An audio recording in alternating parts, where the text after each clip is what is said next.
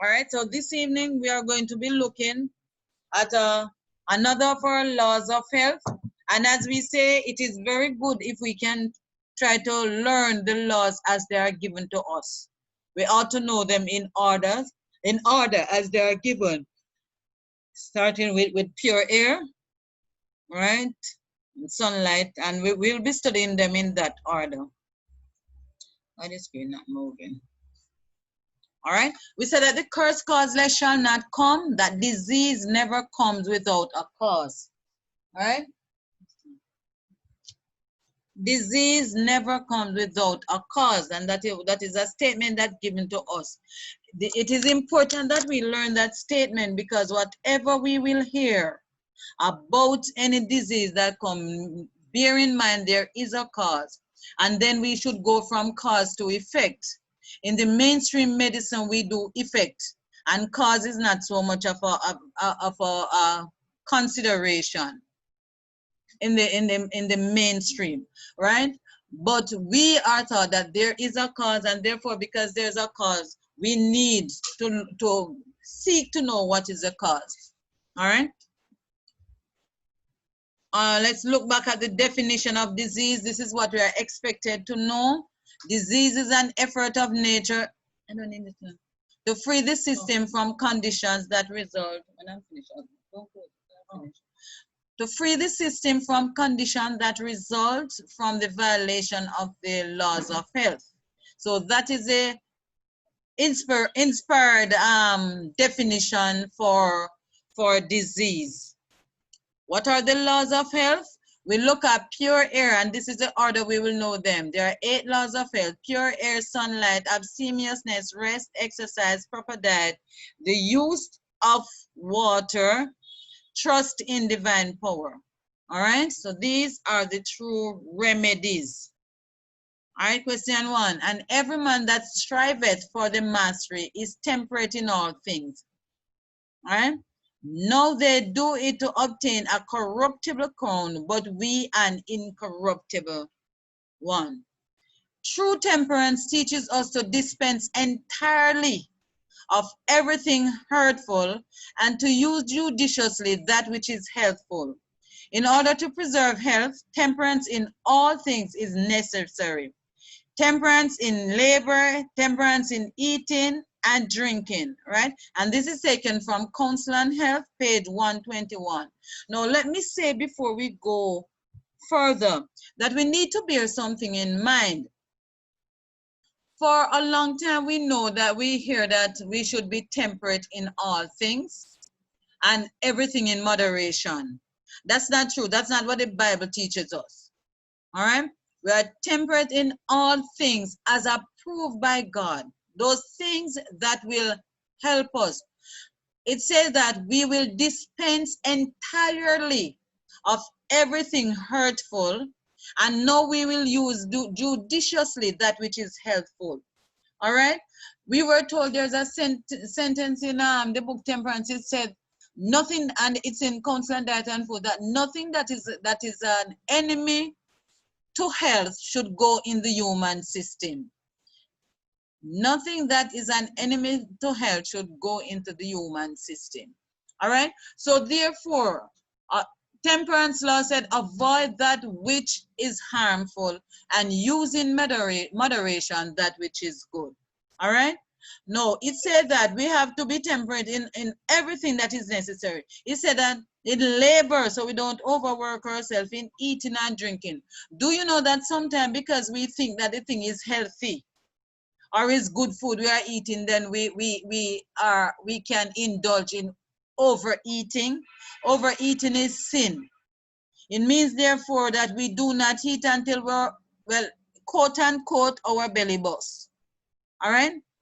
We are not to eat to the stage where our stomach is very full. There should be room for a little more, but we restrain ourselves. That is temperance. Temperance is telling you could have taken some more, but out of obedience to the word of God, where we don't go in excess, then we reserve ourselves. So it is teaching us how to be disciplined. Temperance teaches discipline. All right? It teaches you how to have self-control. So many times I've seen persons, they are health reformers, and even though they are health reformers, they overindulge in eating or drinking or the things that they thought are good that come by, that are in the laws of health. They overdo on it. It is still a sin. So you're not in a better position than the person who indulge in those things that are harmful, because eating too much is harmful to the human body. Drinking too much is harmful to the human body. Overworking is harmful to the human body. Not going to bed on time is harmful to the human body. So anything that is harmful to us and we indulge in it as medical missionary, we should resolve in our minds that we are sinning against our Creator. And by the way, if you have any question, you can always put up your hand. You don't have to wait until I'm finished. All right? There are few who realize, as they should, how much their habits of diet have to do with their health, their character, their usefulness in this world, and their eternal destiny. The appetite should ever be in subjection to the moral and intellectual power. The body should be servant to the mind and not the mind to the body. And this is very important. Compare, as I was just mentioning, we do not, many of us, we don't know. Many persons, they are health reformers in the sense that they don't eat the things that they know are unhealthful, right? But we do not understand that excessive food can also affect our health, our character, because it is showing us whether or not we have self-control, and our usefulness, because we, by behaving like this, can make ourselves sick, and therefore it can affect our eternal destiny.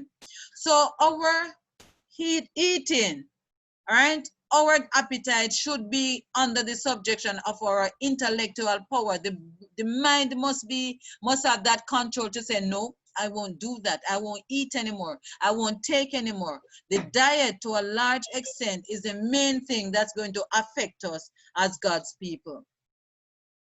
Whether therefore he eat or drink or whatsoever ye do all to the glory of God. 1 Corinthians 10:31. So whatever we are doing, when we are eating, sometimes you will sit before a nice plate, and when you look at it, you know that you could have taken a little bit more, just a little bit more.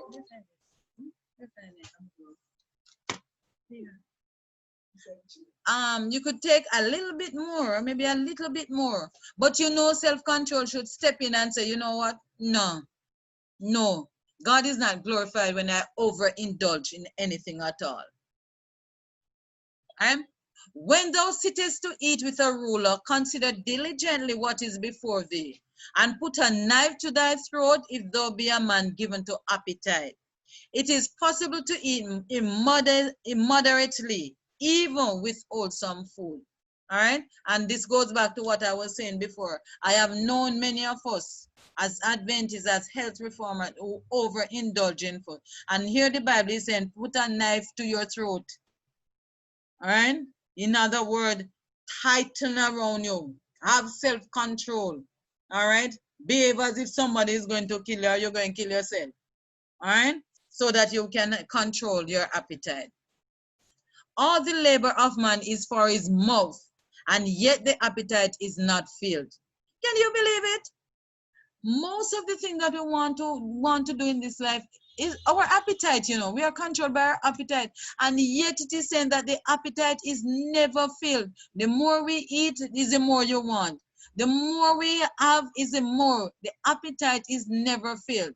And this is the Bible, and we don't want the Bible to fulfill on us, except the man be born again. This is not for the born again man. The Son of God, those of us who decide that we are going to walk in the ways of righteousness and live as children of God, this will not be our portion. We will not be laboring only for our mouth, and our appetite will be filled because we will have self-control. All right? So this is not for the children of God. What are the effects of overeating? Sluggish, slow thought process, digestive organs are weakened, vital powers are called into unnecessary action to take care of the food placed in the stomach.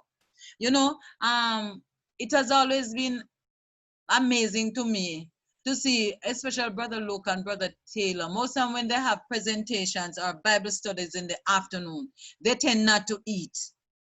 They tend not to eat. They would rather like drink water or something, or have very light meal, very, very light meal, because they are going to be sharing things in the afternoon. And you know that food is going to affect your thought process.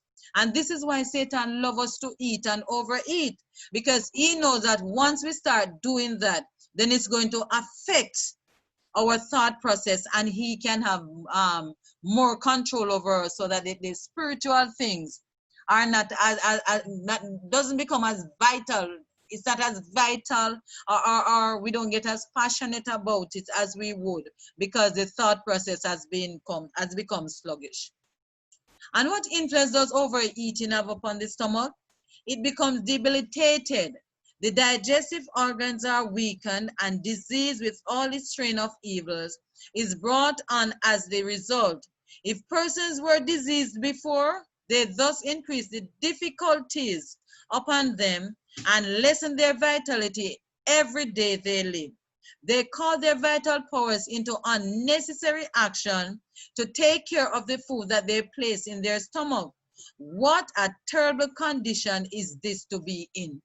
And I'm praying that none of us here present this afternoon will fall into this category. Do not overeat. Put a limit on what you're putting in your system. As children of God, we must be controlled by the Spirit of God.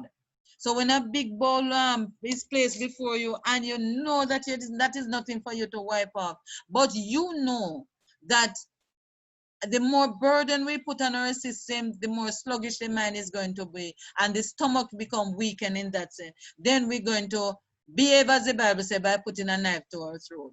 All right? Overeating is sin. By overeating on the Sabbath, and by overeating on the Sabbath, many do more than they think to unfit themselves for receiving the benefits of his sacred opportunities. And this was what I was mentioning before. Do you know that most of our overeating is on Sabbath? And then when Bible class come, we can be vibrant and awake and ready for it. No, we are sluggish and want to sleep, because we are most time it is on Sabbath that we overeat. All right? And if there's a time that our meal need to be scarce, it is on Sabbath, because that is the time we are more likely going to be looking into sacred truth. So therefore, what we are taking in should be very limited. All right? So we should not be overeating on Sabbath. In the last days, what temptation will we face if we are not careful? It will be appetite. Satan had taken down many generations by appetite. He started with Eve and he was successful. The generation of Noah, he was successful. The children of Israel, he was successful. The family of Lot, he was successful. And the Bible says in the last days, as it was in those days, we will be eating and drinking. This is the temptation that will take us down if we are not anchored in Christ. Food addiction. Allow God to work with us to overcome foods which we may be addictive to. Addiction to food can cause overeating and overweight. It also decreases the immune system, thus opening the door for disease. Now, as I'm saying this, I don't want us to, let me make a confession. It has been mango time. And because it was mango time, this year, I think I've never seen as much mango like this year. Right? I know the brother black get on because he was trying. And I guess what, brethren, I enjoy the mangoes. Oh my goodness. Person sent mangoes. And there was the Julie, and there was the black mangoes. I love black mangoes above all others. And there was the East Indian. And so you eat one, so there's another one in front of you. And they look so very appealing that for this year, I kind of put aside the other foods, and my indulgence was the mangoes. Well, lo and behold, I start feeling, and persons start letting me know. I start putting on weight, right? The next thing I know, I was 8 to 10 pounds overweight. And I started feeling it in my body, and I was not feeling. So I went to do a blood test just to find out what is going on. Would you believe that my cholesterol level went up? No, mangoes in itself does not give you cholesterol, doesn't raise up your cholesterol. Learn that. But mangoes are rich in vitamin A, and vitamin A is a fat-soluble vitamin. All right? So therefore, in eating it, you know, the liver come under pressure to try and digest it. What the liver used to break down this fat-soluble vitamin is cholesterol. So what the liver has to do is bring up more cholesterol. So my cholesterol level went up. I was so embarrassed. Here am I, a health practitioner. I am the person who know better. And because of an addiction to something, I caused myself to sin against God.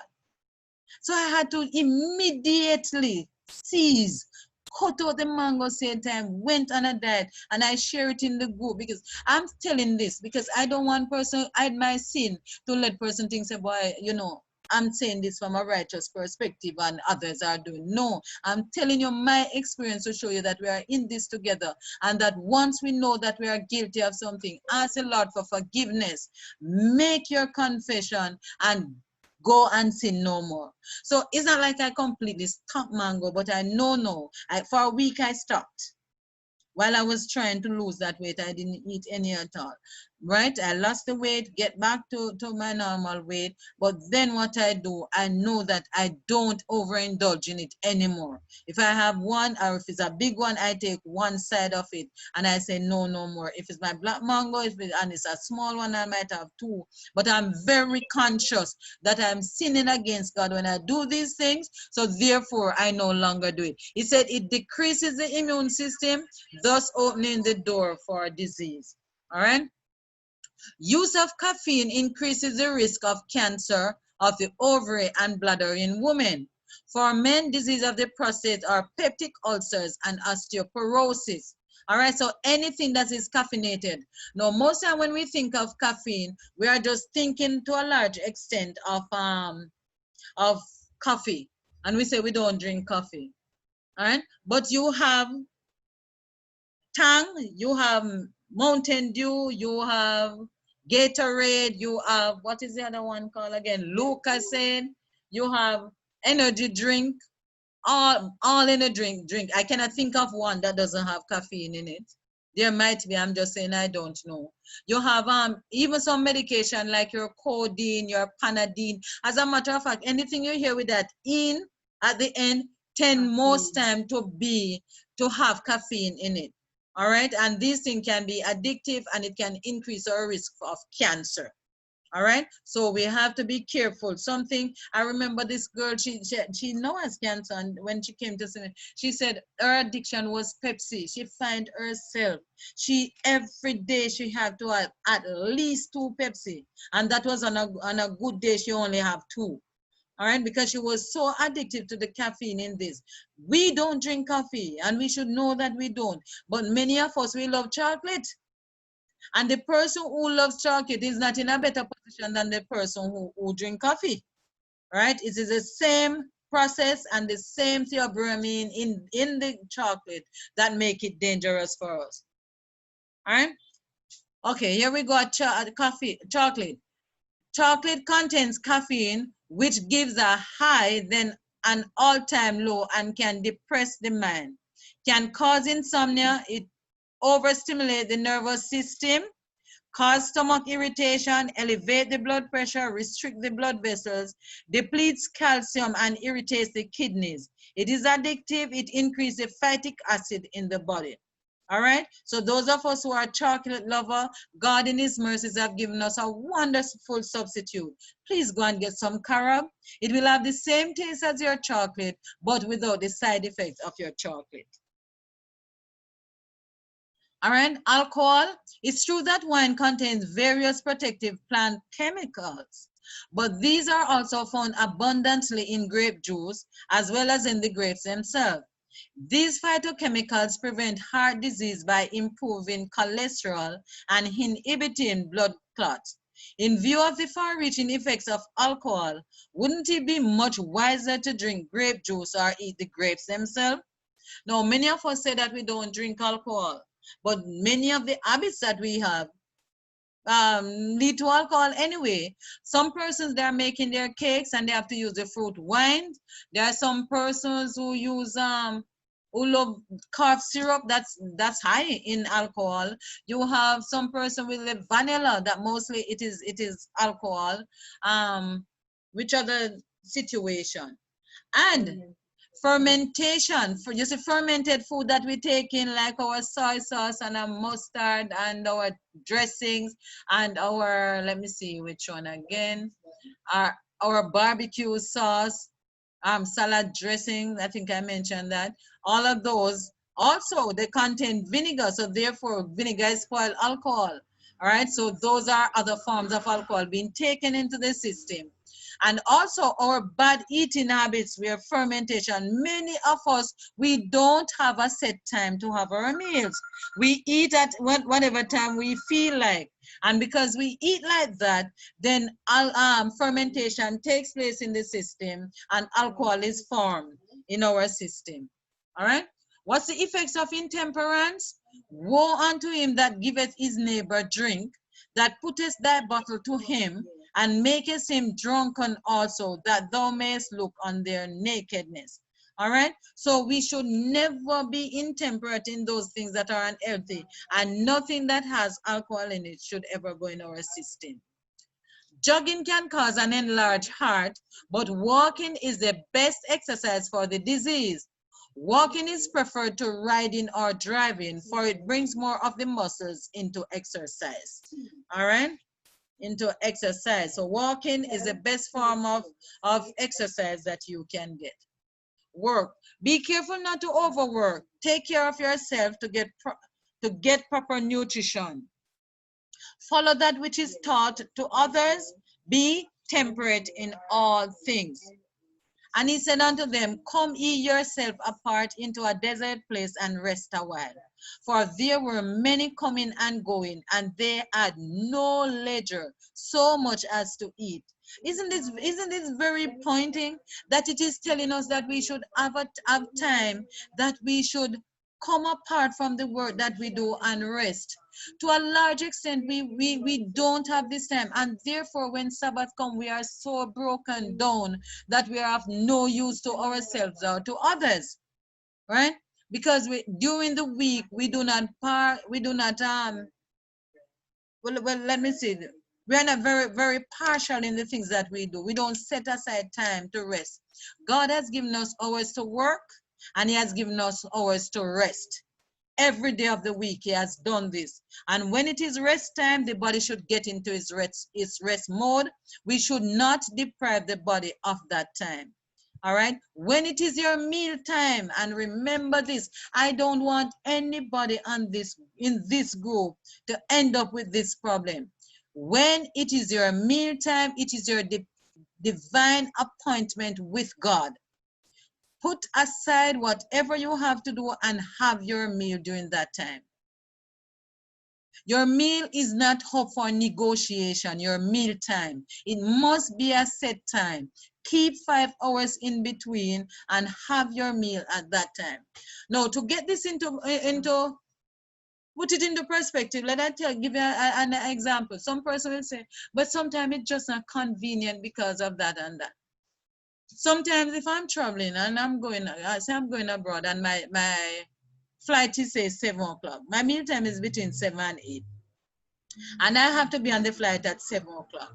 In my bag, there is my meal.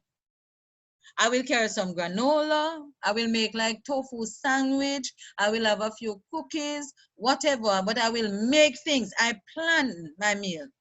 And I will take it on the flight with me. When I have my granola, I can get water from them. I can get maybe some like orange juice or something. And then I will sit and have my very wonderful breakfast. If I'm doing presentation and they say, listen, I need you to come, say, I have 2 meal time because I only eat 2 times for the day. So if my meal time is between 7 and 8 and they want me to do the presentation, then I said, listen, I will start 10 past 7. or I will finish at 10 to 3. But it has to be sometimes in there because I'm not going to take that whole hour so that during my mealtime I cannot get to eat. Unless I decided that I'm not going to eat, I am going to fast until the next meal. If that's a decision that I have taken, then so be it. But if it is that I know that I want to eat, I am making adjustment so that I can have my mealtime at the time that it is due and don't go and eat outside of my mealtime. All right? Makes sense? I'm expecting us to put it into practice, please, because this is one of the way or you're going to avoid fermentation taking place in your system. It is an easy matter to lose the health, but it is difficult to regain the health. Take out one of those S's, please. No, one of those O's. Supposed to be L-O-S-E, sorry. We cannot afford to do off or cripple a single function of the mind or body by overwork or abuse of any part of the living machinery. And that's taken from the devotional My Life Today. All right? It is easy for us to lose the health, very easy, by our not having temperance, by having set regulated time. Time to eat, time to sleep, time to rest, all of this. If we don't have set time to do our thing, then we can lose our health and it will be very difficult to regain our health. And we cannot cripple our mind by any abuse at all in the system. We should practice temperance in our labor. It is not our duty to place ourselves where we may be overworked. Some of us, we are in some job that drive us crazy. It drives us literally crazy. From the minute you touch work, you don't stop. Non-stop, you're at it, right? You're going on non-stop. Now, this is not good. This is not healthy. This is something that we have to look into carefully. There are some works that we do that was set up by Satan himself, and the whole intention is to send us to hell. All right?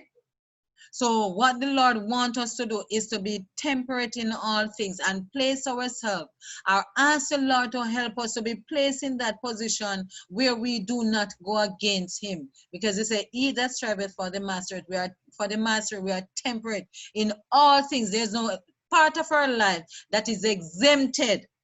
If God is the ruler of our body, if he's the one who controls our lives, then we are going to please him in every area of our lives. Some may at times be placed where this is necessary. And we are talking about not being able to eat or to do something, right? He said, but this should be the exception and not the rule. We are to practice temperance in all things. So I'm saying, if for, say, we're going to do a presentation and I know it's going to take me across that lunchtime and I won't get to eat, I must make up in my mind that, listen, you know what? I'm not going to eat, right? It's not the rule that I'll keep breaking it or anything like that. I'll just make sure that this one is an exception. All right? So set your agenda, know your bedtime, and know that this is a time that you have to keep. The human body repairs itself between 10 and 2 o'clock. So we should be in bed by those times. And further, by these my son be admonished. Of making many books there is no end. And much study is a weariness of the flesh. How can we remember that, brethren? Much study is weariness of the flesh. It will kill you. It will mad you. Don't overstudy. One person asked me, what if we are studying the Bible? Even the Bible. Don't think you're doing God a favor by sitting down and just studying the word of God so that you become intemperate in the other things. It doesn't make sense. All right? If you're going to study the Bible, say you are going to do an all night. It is the exception and not the rule. Say you decide that there's something that you have to do. You're putting together a sermon, right? And it take you beyond your sleep time for one night. That's an exception and not the rule, right? But don't get into the habit, think you're doing God a favor by every night you get up, so you're studying the Bible, and when sleep time comes, you're not going to sleep, and therefore you spend a lot of time doing this while your body is being depleted of rest. So it doesn't matter what you're studying, it is weariness of the flesh. I have taken up to read the Bible and I'm finding some real deep treasures of truth in the Word of God. But what I do, I sleep and wake up so that in the 3, 4 o'clock, I enjoy myself thoroughly in the Word of God.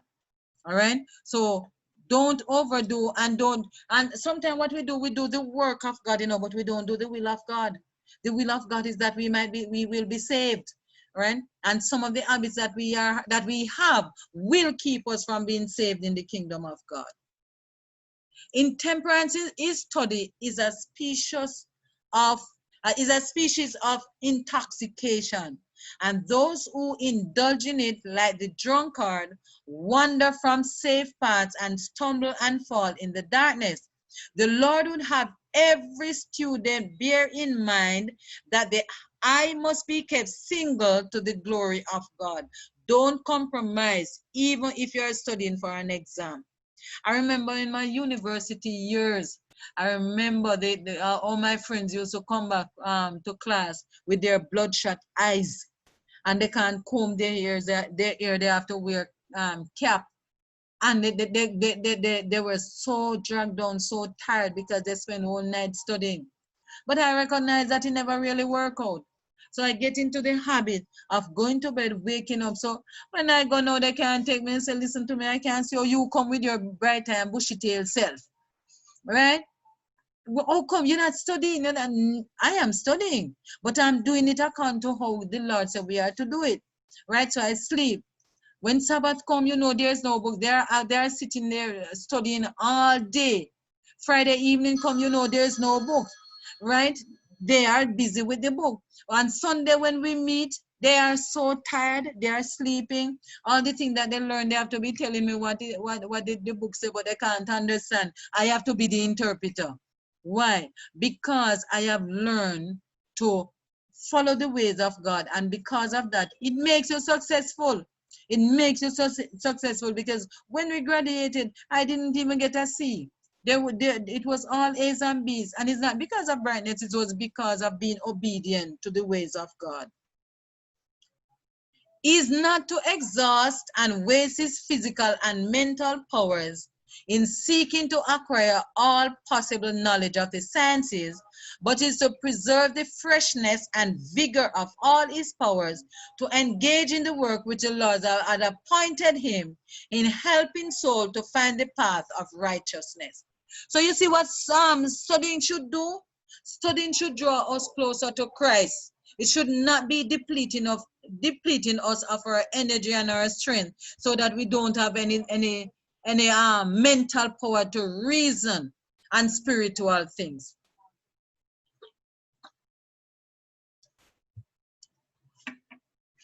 All right.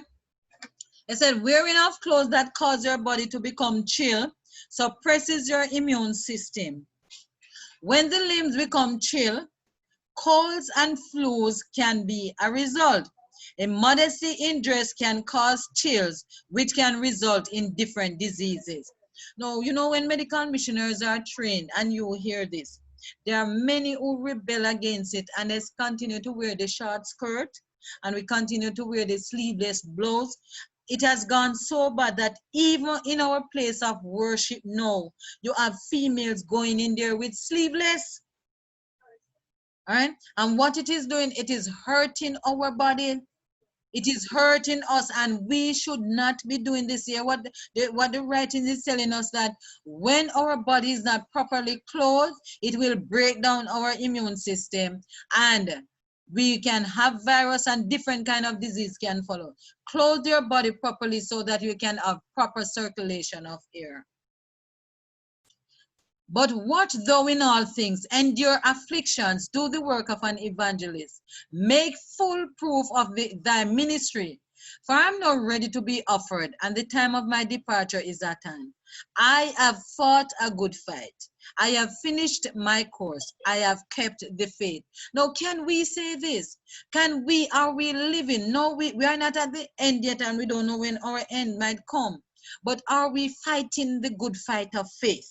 Are we making the necessary sacrifice that is called for, that God is expecting of his children? Yes, Sister Simone. All right, now I'm doing my mic. I have a question. Does it matter the temperature you're in with the sleeveless? Like, suppose if you go out wearing a sleeveless in a tropical climate versus in a temperate climate like the USA, is there a difference? Okay, so that is a very good question, and one that we get a lot. What we are told in the spirit of prophecy, it says that the temperature of the body must be unified.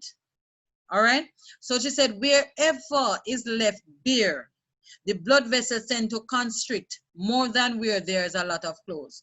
So when we have on something where the middle part of our body is covered, but the extremities, and we are going to look more when we do dress reform, we'll look more on that. The extremities are not covered, meaning therefore that the blood flow in those areas would have been lower than the blood flow that is in the middle area. Now, scientists don't know anything like that. As a matter of fact, they are just finding temperature and its effect on the human body.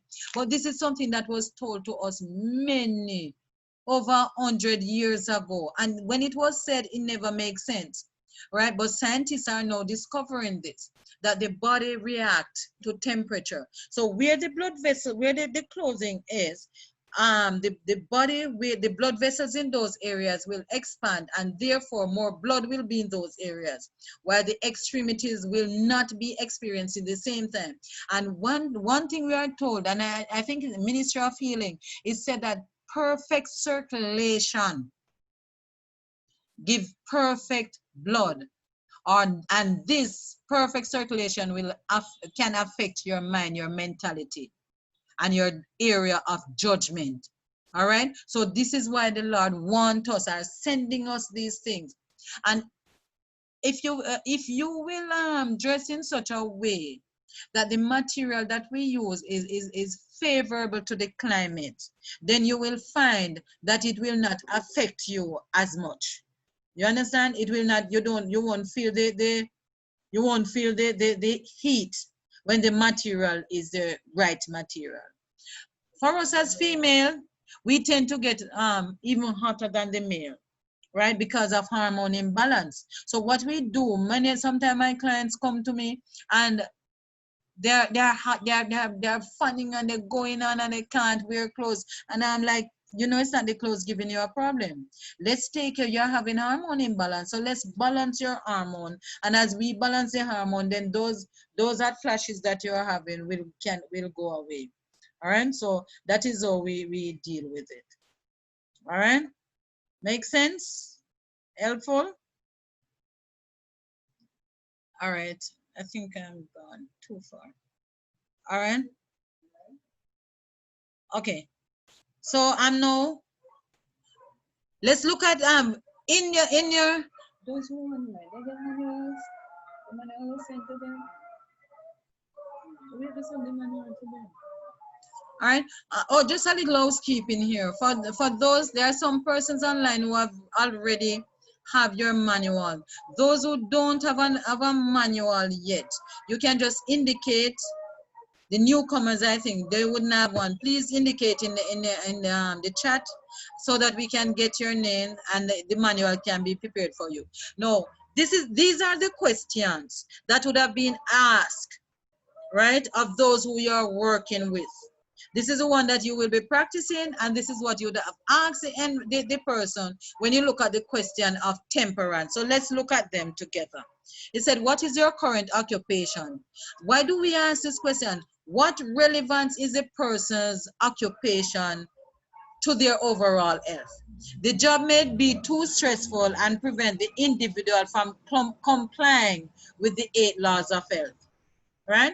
And I found that a lot of time I'm in a dilemma with some persons, because sometimes, say I'm doing a nurse, and I'm saying, listen, you have to go to bed by 9:30. The nurse said, well, but that's the time I go to work most time. I have to start my shift at 10 o'clock. What do I say to her? That's a difficult situation. We say, all right, you have to eat your last meal has to be about 6:30. She said, but because I'm working from 10 to that, I am hungry. You understand? Or you can say, Have breakfast by between 7 and 8. They say, no, but at 7 o'clock, I'm just coming off of work. You know, it makes it so difficult. So therefore, you have to be trying to plan a way in how to help this person. Amazingly, there's a nurse that I'm presently treating. She has thyroid problem. And recently when she came to me, she said, when she called, she said, the swelling, her gut has swollen. But when she came to me, I'm saying, but I don't see it. Only if you'd have to lift your neck. And she said, yeah, she recognized that the other day when she said it was because she was on the night shift. And anytime she goes on the night shift, it comes back. So she said, well, while she's not on the night shift, she's fine. But as soon as she gets on night shift, this thing happened. No, the body wants to heal itself and it is trying desperately. But because of her situation, it is giving the body a fight. So it is very important for you to ask the person, what is your occupation? Because this will give you an insight into how to best make up a plan that is suitable to the person. All right? Please list your last 5 jobs and the years of service. All right? No, this again sometimes can annoy people. Why you want to know that? It said someone puts on their last job that they were a bartender for 10 years. What influence might that be upon their present health? All right? Prior practices can influence current health issues. You understand? So if the person says, so if you look at the jobs in the last 5 years, it will give you an idea what has been the person's lifestyle. All right, example, night shift workers in the past may now need to have sunlight to regulate sleeping pattern or correct bone-related issue. You understand? Because they were night shift workers, they didn't get to sleep. So they are having issues now related to hormones and maybe circulation or nervous problem. So you are in a better position to understand where they have been and how to best help them with their situation. Do you smoke, use tobacco products in any form? How would you counsel someone who does not want to give up their tobacco habit? Show how this can harm their body and contribute to sickness and disease. Use of narcotics is adding a burden of poisonous substance in the body when we are trying to rid the system of toxins. All right? So what you have to do, sometimes they say they don't want, but just educate. Now we are told, they said, the Spirit of the Lord said we are to educate, educate, educate. So most of our helping of persons will be in the form of education. All right, be not, and remember that I'm saying this to us, don't be too quick to give anybody no quick solution to their problem. The main thing that they have to learn to do is become obedient to the laws of health. All right, that's the main thing they have to learn, and we have to educate them in the laws of health. And as we educate them, then they will see the changes that need to take place. All right. Did you use tobacco in the past? How long does it take nicotine to get out of the system? You can check online to find out the answer. 3 to 4 days after quitting. However, by eliminating other stimulating substances from the diet, it is easier for the cravings to stop. The tables of our American people are generally prepared in a manner to make drunkards. By the use of tea and coffee, an appetite is formed for tobacco, and this encourages the appetite for liquor. So you see this chain of reaction right here? The diet that we have help us to become drunkards. Coffee and tea, they are stimulants, so they make it easier for us to smoke. And do you know that in the previous years, every time the Americans finish eating, or Europeans for that matter, they will go outside for a smoke because the diet make it easy. And they will have a glass of red wine or white wine, whatever it is, because the whole concept of the SAD diet, and the SAD diet is the standard American diet. That's what we call it, the SAD diet. All right, God wants us on the glad diet. All right. Do you use alcohol in any form? The person you are consulting tells you that studies show that moderate alcohol consumption increases the health of the heart. How would you respond? It is true that wine contains various protective plant chemicals. Now, these are your answers, so I want you to be very versed in these areas, because this is how you're going to use these answers to help help persons around. But these are found abundantly in grape juice as well as the grape themselves. It is said that the French, they don't have heart condition because they drink a lot of red wine. The thing is that in the red wine, it is in the grape juice, all right? So if you drink your grape juice, or eat a grape, you're in the same position as they are. These phytochemicals prevent heart disease by improving cholesterol and inhibiting blood clots. In view of the far-reaching effects of alcohol, wouldn't it be much wiser to drink grape juice or eat the grapes themselves? It would have been much better. Do you ingest caffeine in any form? What disease can be caused by the consumption of caffeine items? Lumps in the breast caused from green tea, chocolate, caffeine drinks, nervous reaction as it is stimulating, elevation of blood pressure as it is a stimulant. Caffeine may be used as a medicine, but not in the diet. All right. So there are drugs that you use that have caffeine in it. So your codeine that they use, your Panadine, and there are many others that they use that has it. So in the medicine, it might be there, but we should not take those things that put it in the diet. And of course, drugs never cure disease anyway. Do you overeat? What effect does overeating have on the body? It taxes the stomach and makes it feverish. The brain nerve energy is benumbed and almost paralyzed by overeating. Overeating, even of the simplest food, benumbs the sensitive nerves of the brain and weakens its vitality. And for that reason, we do not overeat at any time. Do you eat too fast? How can we slow down the time it takes for us to eat a meal? Chew food slowly and thoroughly, as chunks of food in the stomach can cause indigestion. And might I add that chunks of food getting into the system can cause leaky gut, irritable bowel syndrome, can cause autoimmune disease, allergy reactions, because they can pass through the system and get through the villi in your system and cause all kind of food allergies. So it's very important that you take time to eat carefully. All right, slowly chew your food. Do you chew your food thoroughly? What food items can cause us not to chew our food properly? Soups and liquid foods can cause one to drink rather than eat. Soft food does not require mastication, and so easier to swallow portions without chewing. So as much as possible, unless you are sick, keep away from food that you don't have to chew. That's why the Lord give you 32. Food is supposed to be chewed, right? So as much as possible, even your soups, most of the time we have our soup, we do a eating and drinking business. Soup is what my mother would have called spoon tano. It means that it is a thick stew. All right. So when you're having it, you're actually eating, right? You're not eating and drinking at the same time. And keep away from more liquid food unless you're for a short time having a liquid diet. All right. Soft foods are for babies and for sick people. Do you snack between meals?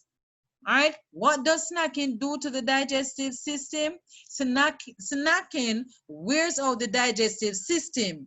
The system takes 4 hours to digest, then it needs an hour or 2 to rest. So when you eat, it's going to take about 4 hours to get the food moving along through your system. All right, so when you eat, it takes that 4 hours, but give it a little rest. Give the stomach the much use and abuse stomach some peace, some quiet, and some rest. An hour or 2 must be left between meals, between digestion and meal. So therefore, it's about 5 to 6 hours between one meal to the next. All right, and please ask me that very important question. Let me see if you are thinking. Leave 5 to 6 hours between a meal. So there's a question that should follow after that. And you are supposed to ask me the question. This is one reason why we do not support a diet of 5 to 6 small meals throughout the day, as it speeds up the metabolic rate, but it also taxes the stomach. Where's the question, Virgin? How comes you're not asking me the question? When I tell you leave 5 to 6 hours in between your meal, there's a question. There's always that question. All right? And I'm waiting on you to ask me before I tell you the answer. Anybody, any brave soul want to venture? List any desserts you eat. List any unhealthy desserts that are not healthy for the system. All right, so I have a hand up. Okay, there's one brave soul. Come on, my dears. Ask me the question. Go ahead. Oh, right. You can unmute us. And you can unmute yourself. You can unmute yourself. Galaxy S6. You can unmute yourself and go ahead.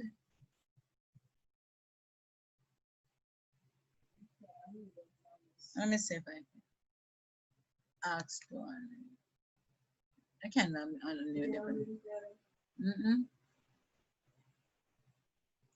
And you're not getting through and unmuting yourself. All right, you can jump in as soon as that part is worked out. Or type the question in the chat box. All right? So, Sister, convert into good blood. Cakes, pies, puddings, pastries, eggs, milks, and sugar combined. All right. Yes, I see you now. Go ahead. Okay. I don't know if the answer, if the question should be, how often should I eat? And who is this? That name Galaxy. What's your name? Doreen. Doreen. Oh, Doreen, using another thing. All right. Thank you for asking. You should eat between 2 or 3 times for the day and no more. If you're going to eat 5 to 6, you're going to leave 5 to 6 hours in between a meal. You're only allowed to eat 2 to 3 meals. And if you to be honest, me have an appetite. I don't know what to do with it. What about submitting it to the class? You see, the Lord is sending you that you can learn, and because you're learning now, you will learn what to do with it. We will help you. All right.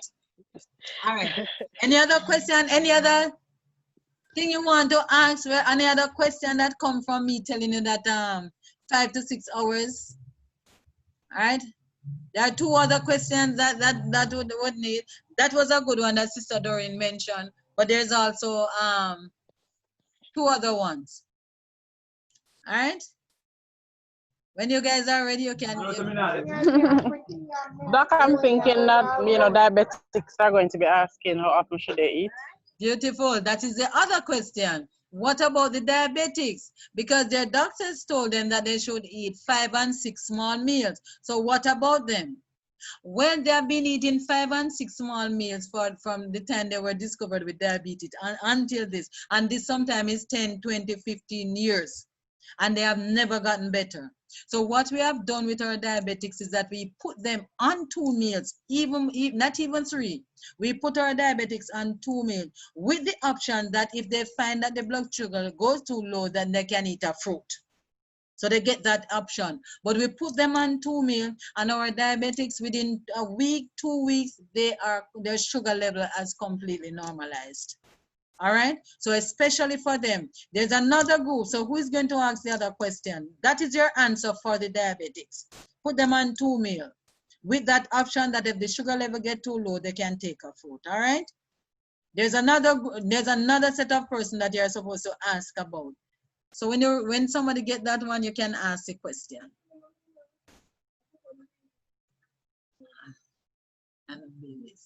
All right. So cakes, pies, puddings, pastries, eggs and milk. Milk, eggs, and cheese should not be combined in the same meal. So you know the cheesecakes and the cakes that we eat and those custard and those thing that mix up all of those. Come, Brother Gardner, who is the other group? Unmute yourself and ask your question, Brother Layton.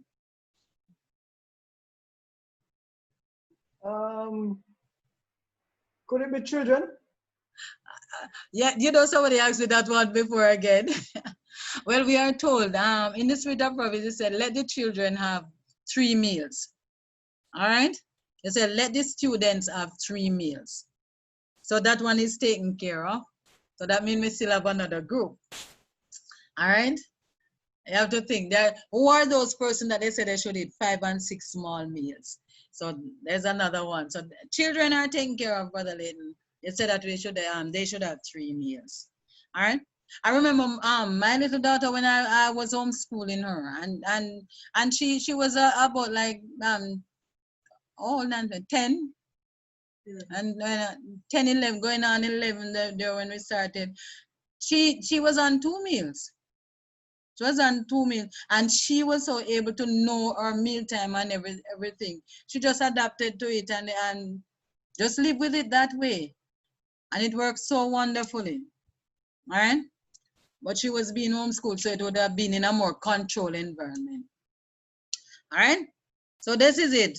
So you list any dessert, and we are saying that we don't have, yes, Sister Simone. The only question I have is what should be the ideal meal hours? What should be the ideal meal? Ideal meal hours if you're doing 2 meals. There is no ideal. It would have to be at the convenience of the person. All right? At the convenience of what you would have to do is ensure that you have 5 or 6 hours in between. So you would have to work it out at how you can get your 2 meals. What would have been best for you? I can only tell you on a personal level, I do 2 meals, and I've been doing it for more than 10 years now. I have my breakfast between 7 and 8 o'clock, and I have my next meal at between 2 and 3. And those are my meal time, and those have been set for many years. So I will always have that. And I set it to ensure that even during Sabbath hours, church would have been over and done and all of that, and I can go eat. But some persons, I have some persons, they do 7:30, 8:30. I have one set that does I want 8 to 9, and then 3 to 4. Let me see. I think those are the 3 groups that I know that I can tell you that's their time. So let it work out to a convenient time. All right. So 12 to 1 is hard. Okay. So you can make your own time if you're doing doing a 2 meal. If you're doing a 3 meal, then you know your breakfast would have to come earlier so that you can get to have your time in between and you can accommodate your evening meal. All right. And even with an evening meal, please ensure that we don't eat after 6:30, because when the sun goes down, the body is going down with it, and food should not be going in the system after those times. Claudia, let's hear you. Good night. So because of COVID and everything, schools are going to do, some schools will have to, and even before that, I'm concerned about the controlled eating time for my son. He's 6. So I'm trying to implement. This was never implemented in my household ever. So it is something that I'm trying to do with myself and my son, starting myself and my son. So I have started breakfast 7 to 6 to 7. Yeah. And lunch is between 12 and 1. Yeah. For him, I try to do the 3 meals for him. Yes. And I'm working on the 2 meals for myself. Yeah. So my thing is school. Like we have COVID now, and I'm not home all the time. I have to rely on my sister, but there are a lot of things to be in place that I'm trying to put in place. But I'm a bit concerned about the control of school. I can try at home if I'm not here.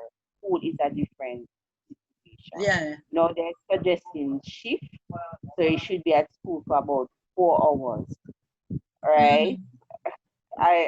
There's going to be lunchtime, and I said he's just learning, so he's not as temperate as an adult, the boy. I don't, I don't know how I'm let going me tell you something that happened, and I think I have persons on here who has really tried. You see the children, you'd be amazed. You'd be amazed at how adaptable children are. You would be amazed. I have seen many of our children, when the adults came for training and they brought their children with it, it is the children who keep the parents, what should I say, in line. Amazingly, the children tell the parents, no, you're not to say, don't you know? You remember what Dr. Lamley said, don't do that? Remember that? I have a family. There were 4 children. And when we're training, they didn't have anybody to leave the children with. I said, that's okay, take them along. The biggest one, I think, was about 8. One was 8, and they're like step ladder. So one was like 8 and one maybe 6 and one maybe 4. That and one was maybe about 3 or something. But some little age group around that side. I can't exactly remember the number, but I know they were just little kids. And I am telling you something. The children went home. They came every time we are in class, and the children went home. And would you believe the parents called me because they said the children put themselves on 2 meals? The children eat only. Daddy, it's 2 o'clock yet? Yes, it's lunch time. And they don't want anything. In the evening, what they try to do now is give them little herbal teas. Since they don't want to take anything, the children themselves, they come to the table only at the time, even the little baby, only at the time. I was amazed. And another thing that the parents could not do is give them sugar. They refused to have any sugar. I said, no, remember that sugar is not good for you. I find that children are so very adaptable that you can put them in situation. But you know, one of the problems that happen most time is that we have a tendency to put a lot of snack in the house and then say, don't eat it. And that's like rubbing butter and puss mouth. I grow my little one, we don't drink ice water. Therefore, if you come to my house, I can't give you ice water because there's no ice water there. We don't use sugar, so there's no sugar. We don't drink syrup, so there's no sugar. We don't eat ice cream, so there's no ice cream. So what you have to learn to do is adapt yourself to the things that are there. Because the things that are healthy are those things that are there. So we don't have anything that will be a temptation. Say, you don't eat this, but it is there. And no, we remove from there all the things and we set the time, and she's able to go along and learn how to do the things and how to make some things. And they are not too young to learn. You can literally get the children to be cooperative. All right? Yeah, but educate them, teach them. I went to a school and I did the children, and it was last week or the week before a mother came. It was last year I went to the school. I think it was last year, yeah. And I taught the children. It was a prep school, and to me it was very hard because I don't know if the children were really understanding what I was saying. I'm not a teacher. They are used to teachers.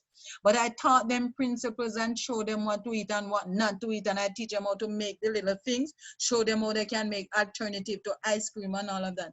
Last week, I think, or the week before, when one of the mothers came for consultation, she brought the little girl and she said, here is Dr. Lumley that you talk so much about.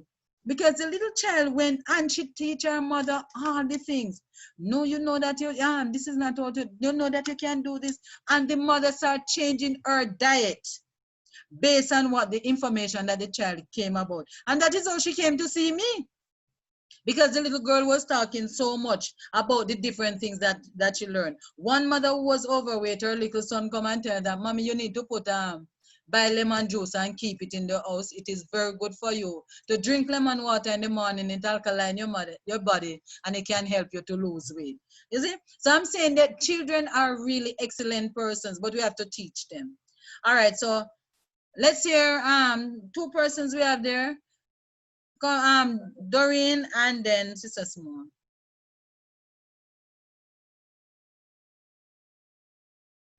So Doreen? Yes. Yes. Mm. You know, there's a question that I want to ask.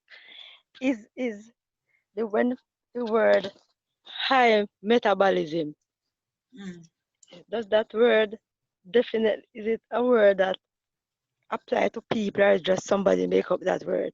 Yeah, it's a metabolic word, process by which persons burn fat. It is a real word, and I'll get a little more into it for you. All right, but yes, it is real. And there's one more thing also. What used to happen, what I find used to happen before I started this interaction. I used to have a way where if I wake up 10 o'clock and if I don't eat until 10, I wouldn't be hungry.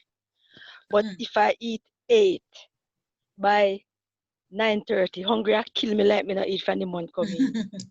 I mean, I wonder, say, how when me not eat, me not hungry, but as any time me eat me, and you know, I started to eat early. As we wake up in the morning, me find myself start to hungry now. Yeah.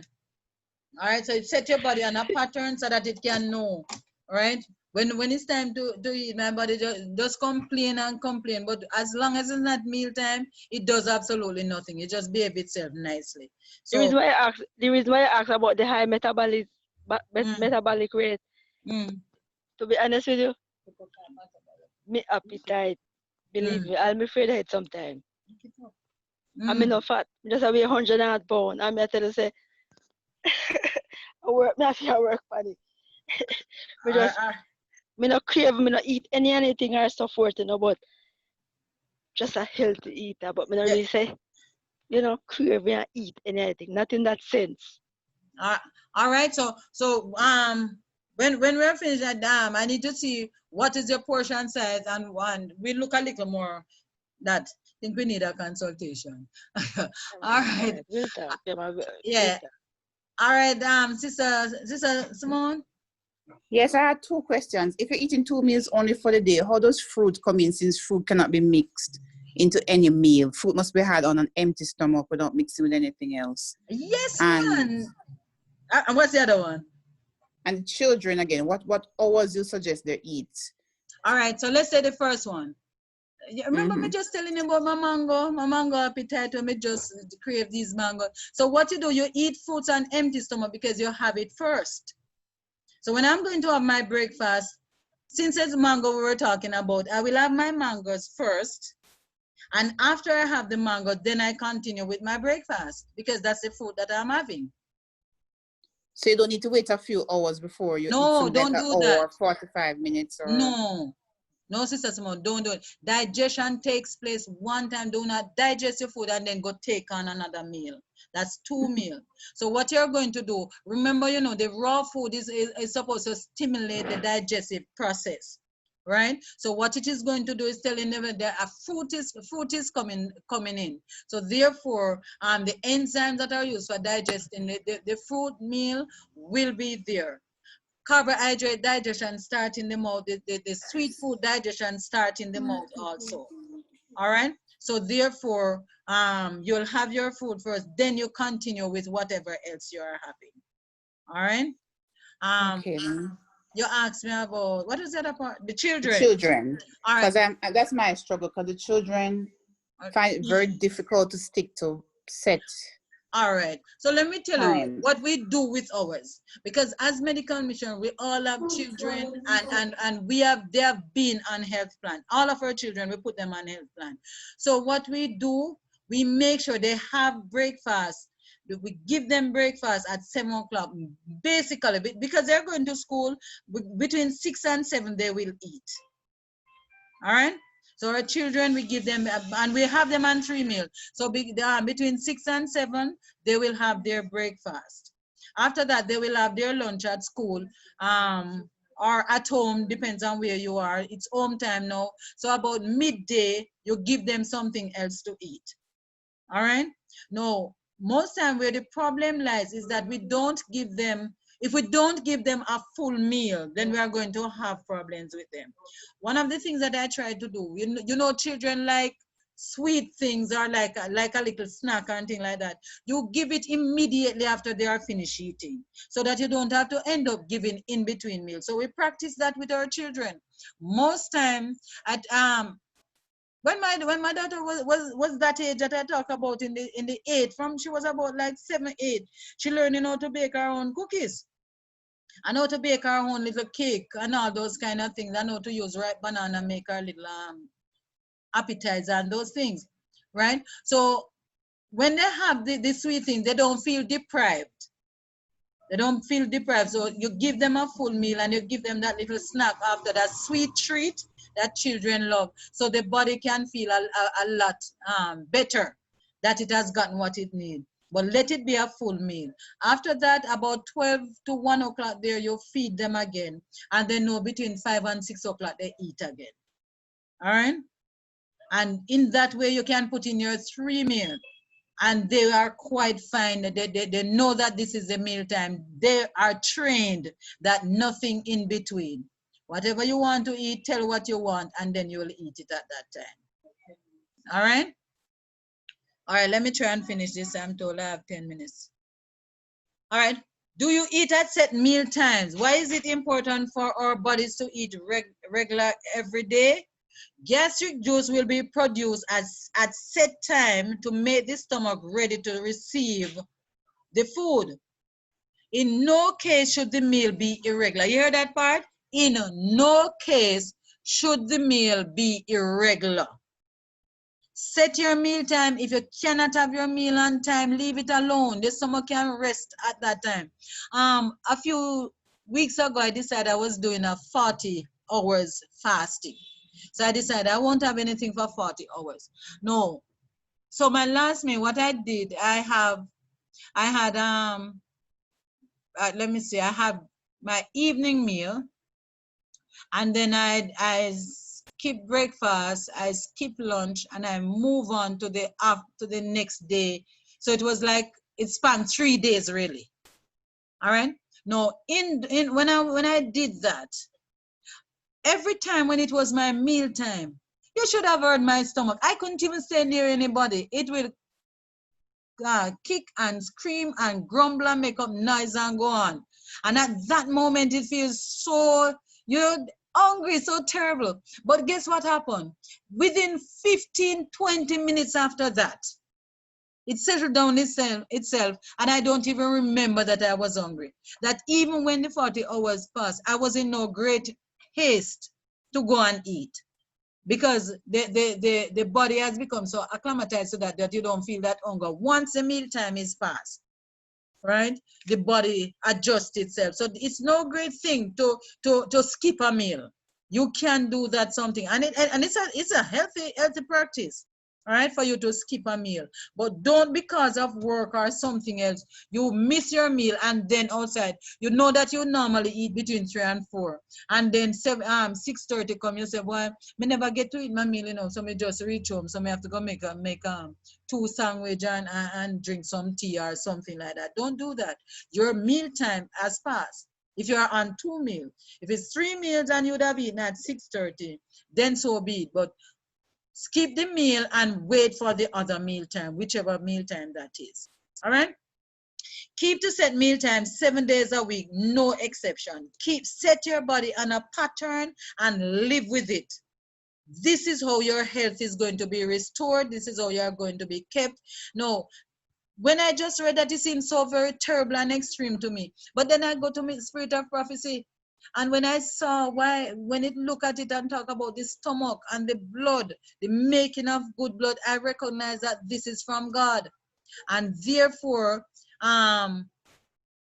it is imperative that as a child of God, I learn to be obedient to the word of God. And I'm telling you, throughout the many years of doing it, I am very comfortable with it.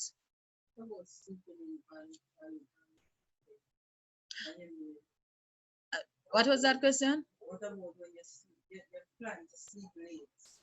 Oh, okay, so the question is asked, what about when you decide to sleep late? Well, if you're going to sleep late and miss your breakfast, then know that you're going to sleep late and miss your breakfast. You hear what it named? Miss your breakfast. Because you miss it, you don't get it back, you can't come back, you miss it. So you wait until your next meal and then move on. All right? He said the stomach must have careful attention. It must not be kept in continual operation. Give this misused and much abused organ some peace, some quiet, and rest. After the stomach has done its work for one meal, do not crowd more work upon it before it has had sufficient time to rest and before a sufficient supply of gastric juice is produced by nature to care for more food. 5 hours at least should elapse between each meal. And always bear in mind, this is the part that turned me into 2-mealer.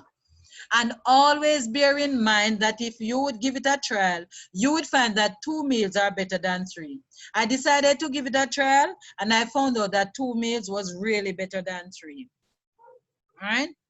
Regularity in eating is of vital importance. We will look at that when we come back in to the combination. All right. Did you know that you are not to eat vegetables or salads at night? Yes, a third meal, if taken at all, should be very light and of food most easily digested. So like crackers, all right, the English biscuit or Zwieback. Zwieback is toast. And you can have some fruits, or you can have cereal, coffee, like drinking a cup of dandelion tea, or the food that are best suited for the evening meal. So it's not no great meal that you're going to eat, it's the little light things. All right?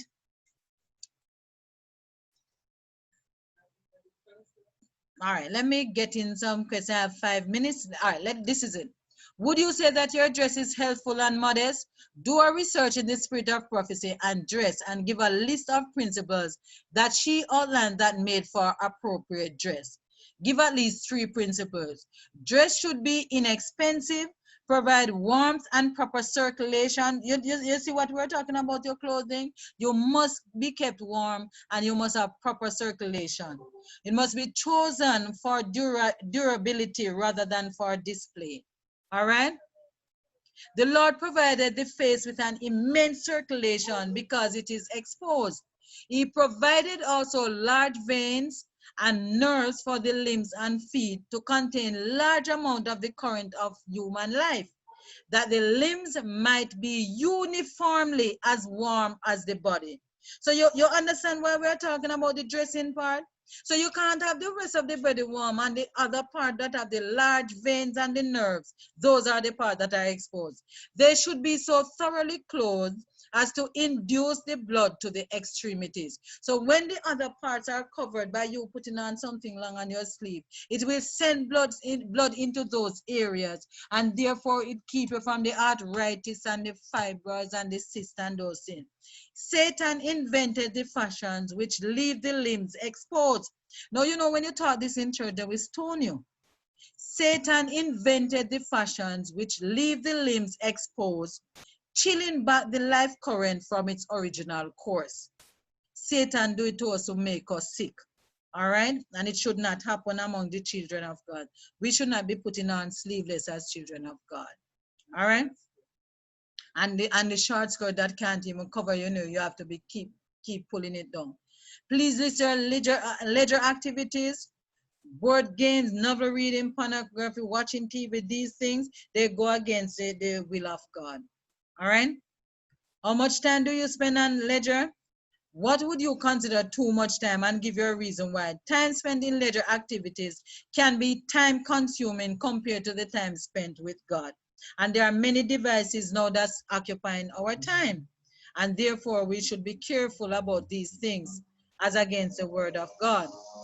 Do you overwork? We talked about that before. The body needs rest, and overwork will break down the immune system. All right? Some person made themselves sick by overworking. Any addiction?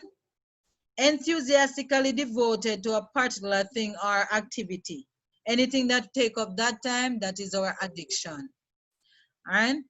Have you been involved in substance abuse? It affects our nerves and our brain cells.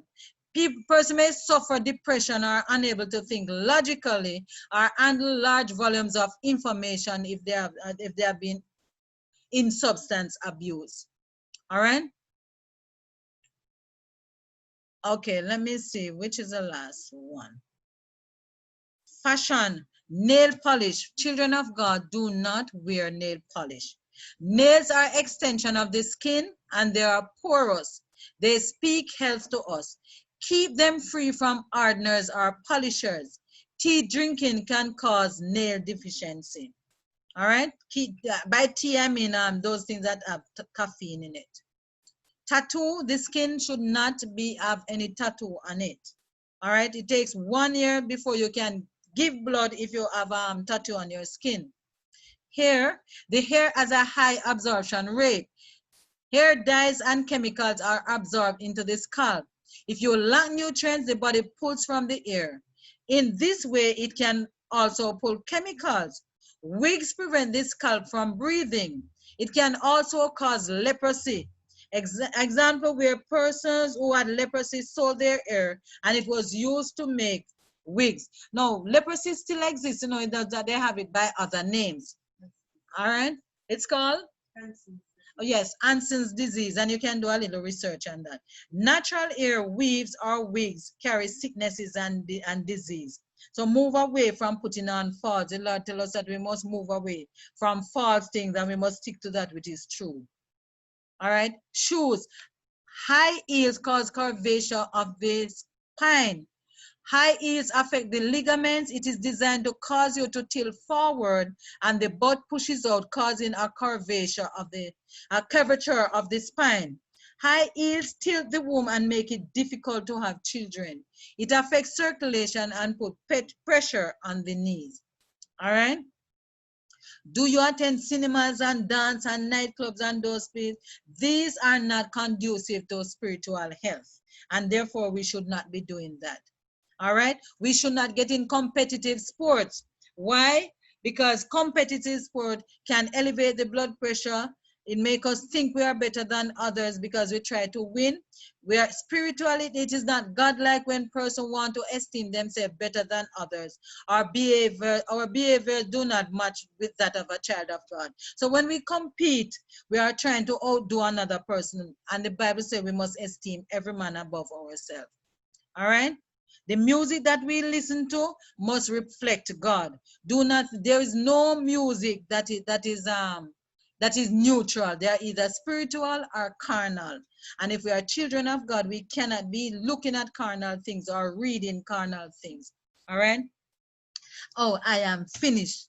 May the grace of our Lord and Savior be with us all. And so the mercies of God will attend to us, brethren. Was the information helpful for us? Have we learned? Is there something? Very helpful, Dr. Lamley. Very lovely. Thank you. You're most welcome. And I want and this is